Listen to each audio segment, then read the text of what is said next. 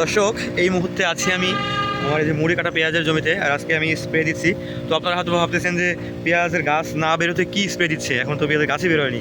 তো আজকে আমি নিয়ে আসছি আপনার হচ্ছে পানিটা 33 ইসি পেন্ডিমেথালিন যেটা। তো এটা নিয়ে আসছি, আর এর সাথে আছে হচ্ছে আপনার অ্যাক্টিভার। তো এই দুইটা দেওয়ার কারণ কি আমি সেটা শেয়ার করব। তো আপনাদের যাদের জমিতে অতিরিক্ত ঘাস বের হয়, ছোটো ঘাস যে কোনো ঘাস বের হয়, তো তারা আপনারা এই পেঁয়াজ লাগানোর পরে এই পানিটা ব্যবহার করতে পারেন। তো পানিটা যদি ব্যবহার করে সেচ দেন তাহলে আপনার অ্যাক্টিভার দিতে হবে না। তো এটা দিলে কি হবে, আপনার জমিতে যে ঘাসগুলো থাকে না, সেই একটা ঘাসও বেশি ফুটে বের হবে না। তো আপনারা এটা অবশ্যই ব্যবহার করবেন। তো আমি যেহেতু পরে আসছি নিয়ে, মানে আমার ওই লাগানোর পরে দেওয়া হয়েছিল না, কি সেচ দিয়েছিলাম, এই যে নরম জমি আমার।